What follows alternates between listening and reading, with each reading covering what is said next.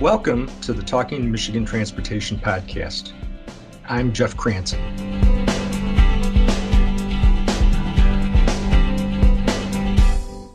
Today, I'll be talking with two people about construction of the Gordie Howe International Bridge, a majestic structure that will link Michigan with Canada, our most important trading partner. First, Nick Miato, a member of Operating Engineers 324 and a tradesman on the bridge, will talk about what it means to be part of this historic project. He was highlighted in a video prepared by Governor Whitmer's office in preparation for next week's State of the State address.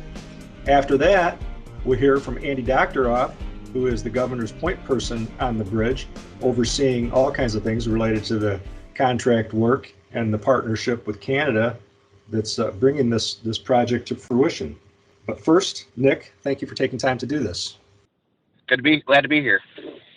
So let's start by talking about your work on the bridge and your work as an operating engineer and what you do and how you trained and developed the skills. Well, about 9 years ago, I joined the operators,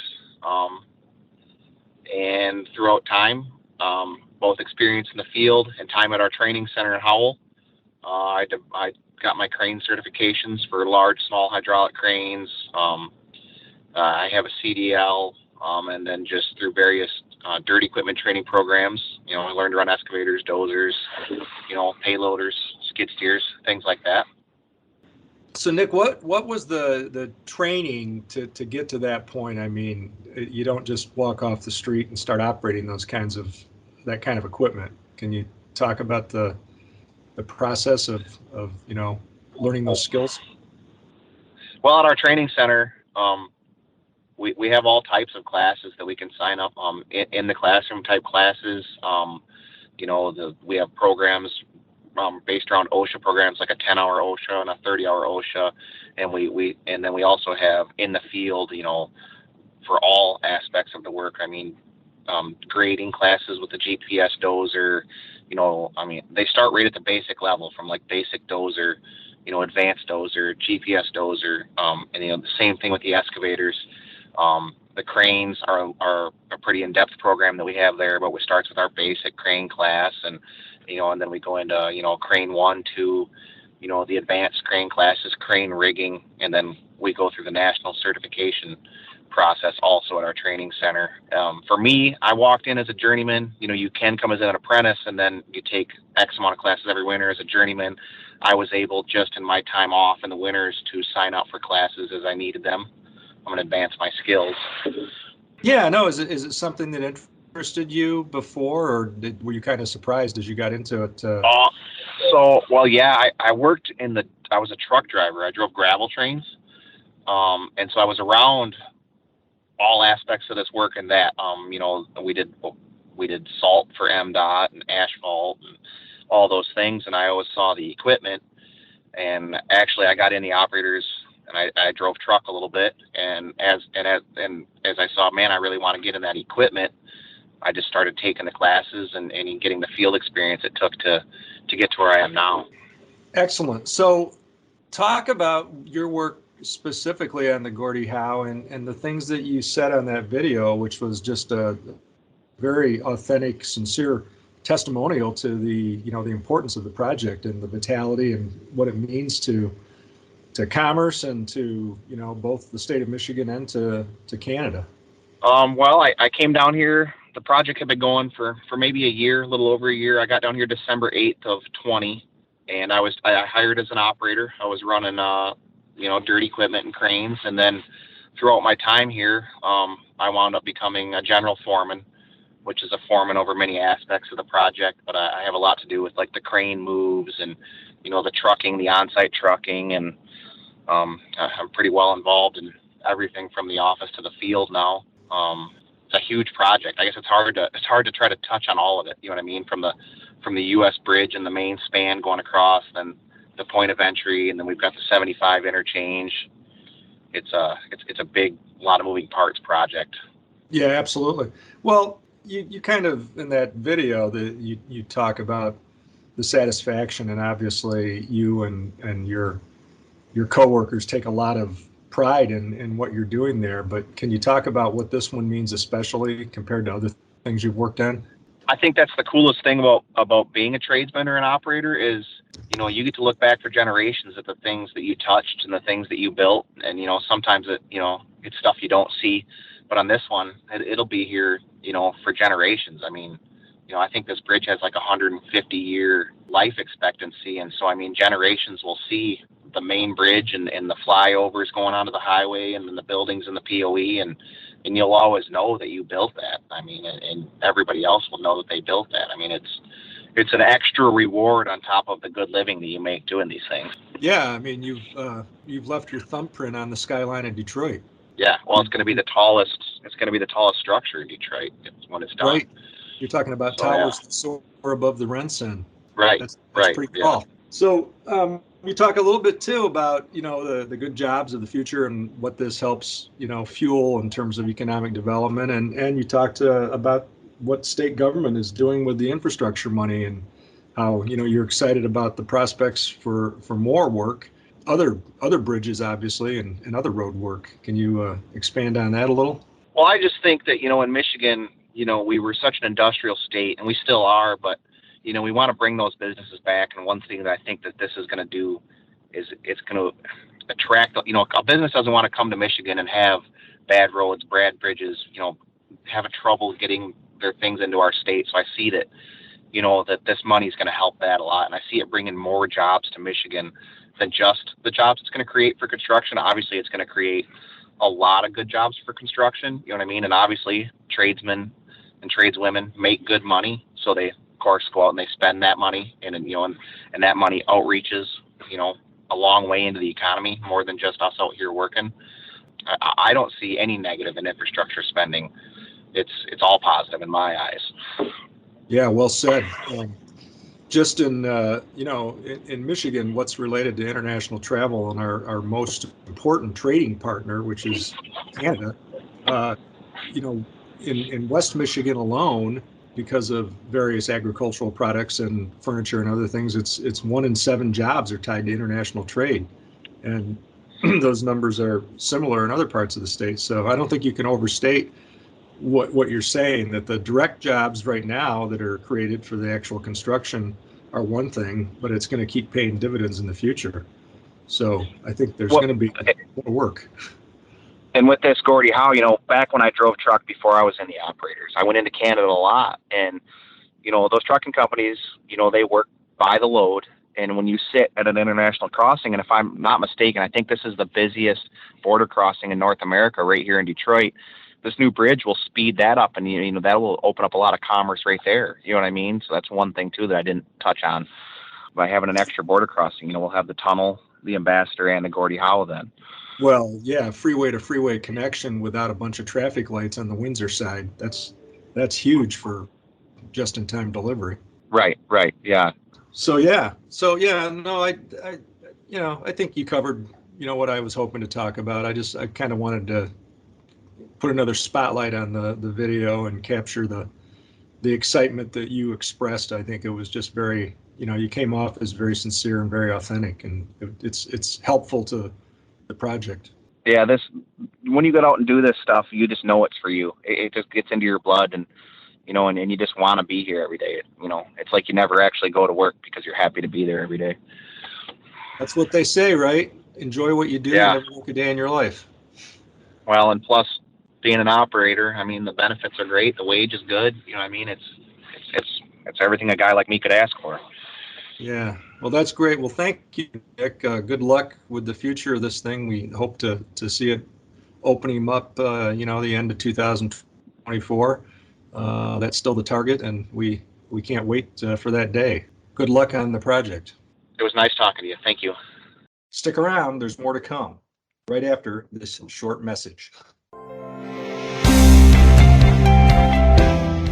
If you are enjoying today's Talking Michigan Transportation podcast and would like to learn more about some of the exciting innovations going on at the Michigan Department of Transportation, check out the MDOT YouTube channel for videos featuring project updates, safety initiatives, and program highlights. Go to youtube.com/MichiganDOT and subscribe. Okay, so as promised for the second segment today, we're going to hear from our friend Andy Doctoroff, who is the point person for the governor's office overseeing construction and involved in a lot of our discussions with our Canadian partners about keeping this project on track. Andy, thank you for taking time to do this. Hey, it's my pleasure. So we just heard from Nick Miato, who is the operating engineer, tradesman, heavy equipment operator, who's featured in what I think is a very good video spotlighting the project and giving his personal testimonial about what it means to work on this. But we didn't touch much on where the project stands and what the progress has been over the last several months since you and I last talked. So could you give us kind of an update? Yeah, there's been tons of progress. The progress on the project is inexorable, thanks to the skilled trades workers that are working on the project every single day. We now have on each side of the border two concrete piers that are shaped like inverted Ys that are rising from the ground. Each one in Ontario and the other here in Michigan, is about 380 feet tall, I believe. On their way, each one is on its way to being about 720 some feet taller than the Marriott Hotel at the Renaissance Center. So that is the most physically obvious evidence of progress. But if you take a look at other components of the project, tons of work is being done on the ports of entry, creating the foundations for the buildings that will occupy the ports of entry. There's been tons of work on the roads. So, for example, just last month, we opened 2 new overpasses that are complete streets, really high quality overpasses that will benefit the community. So, talk about what that means, Andy. I mean, you've been in these transportation circles now for 9 years, so you're starting to speak the jargon, but what does that mean to Joe Sixpack?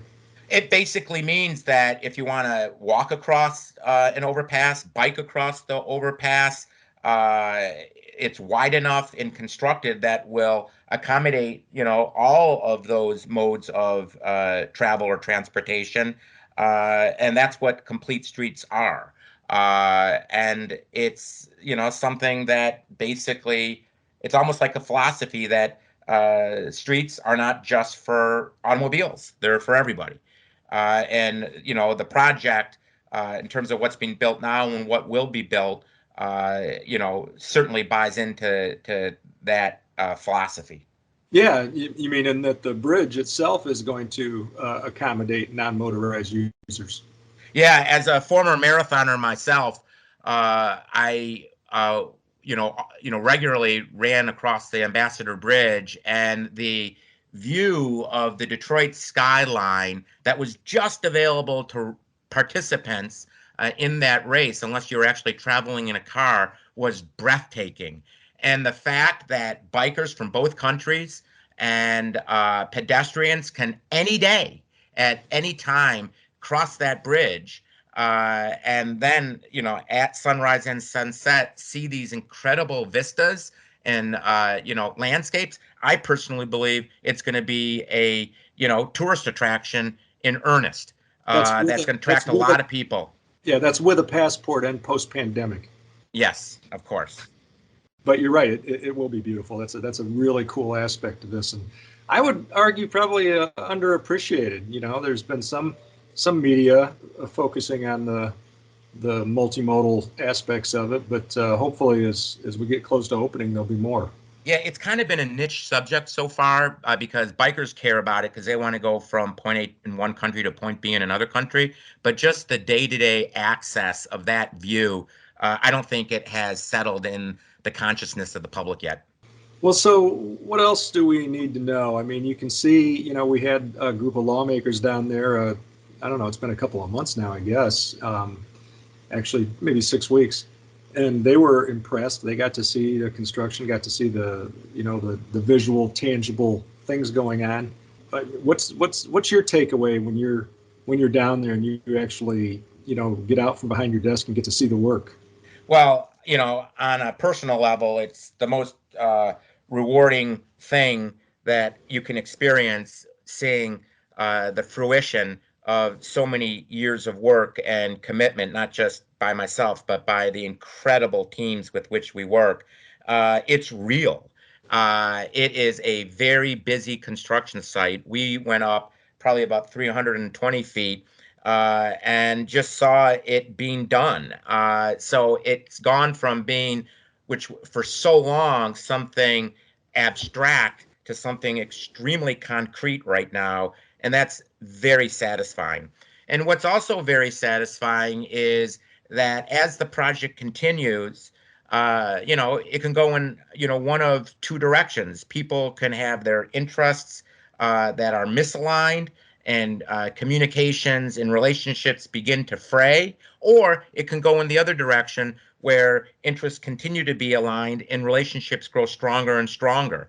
And I believe very strongly that one of the reasons why this project is going to succeed is because the participants in this project are working hand in glove, not just Michigan, Canada, but also BNA and all the other stakeholders in the community and elsewhere to make this project a reality. And that goes back to, I think the subject you mentioned, which was the legislative tour, where there seemed to be great unanimity on the parts of the people who were on that tour, not speaking for anyone, that this project is an absolute good that addresses redundancy issues, addresses our commercial needs, provides state-of-the-art border crossing capacities, highway-to-highway connectivity.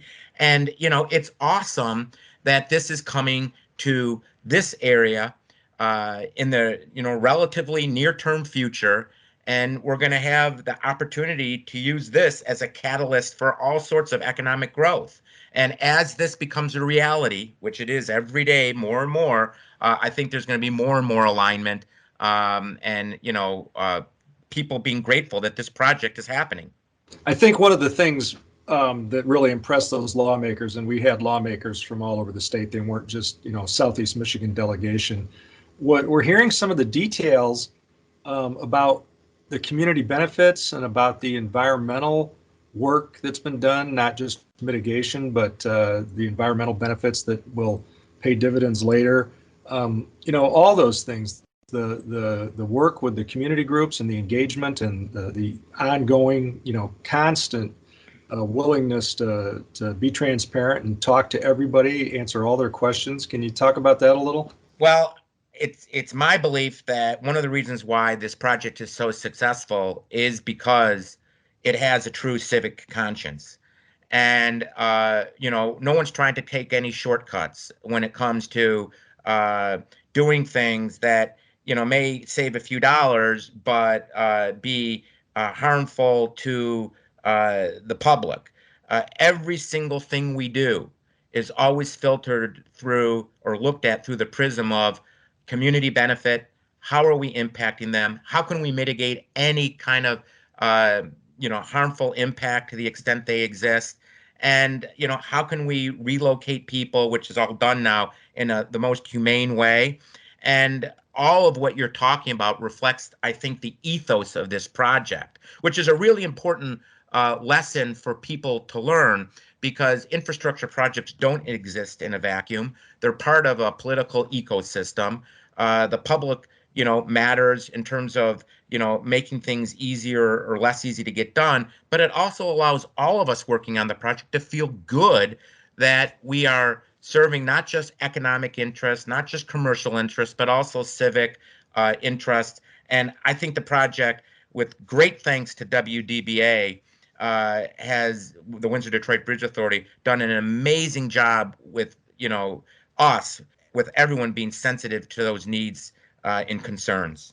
Yeah, we should especially give a shout out to Stephanie Campo, who works with the WDBA and has just done yeoman's work establishing relationships in the community and being responsive and answering questions and getting them every resource that they possibly need and ask for. Yeah, and speaking of Stephanie, and it's, Heather Grondin as well, but when we devised our community benefits plan, we went through a robust process of surveying, meeting, coming up with lists of requests that the community made, which were all understandable, reasonable requests. And then we kind of hashed that out together. as to what was possible and what was not possible. And the amount of legwork and due diligence and conversation and outreach that Stephanie and Heather spearheaded was, really, really impressive. And again, that's a reflection of this project's commitment to the community. I agree. Well said. I'm constantly impressed with the work that they do and they've been doing. And you've learned a lot along the way too, enough that you've even kind of, because of your work and what you've learned about infrastructure and all that goes into it, you've created a whole curriculum for a class at U of M Law. Yeah, it's amazing what happens if you ask questions, because you learn all sorts of new things. Again, when I joined the project, I had very little understanding of what infrastructure even really was. But when you immerse yourself so deeply in a project this magnitude and complexity, and you're asking questions and people are willing to answer your questions, you learn. And then ideas pop into your head and, you think of other things to do. Yeah. Well, thanks, Andy. We'll revisit this again, sometime in the coming weeks and continue to keep people updated on how the project's going. Yeah, it's a great opportunity to be able to speak to you, Jeff, and we'll talk soon. All right. Thanks. Thank you again for listening to this week's edition of the Talking Michigan Transportation Podcast. I would like to thank Randy Dubler and Corey Peedy for engineering this week's podcast. To subscribe to show notes and more, go to Apple Podcasts and search for Talking Michigan Transportation.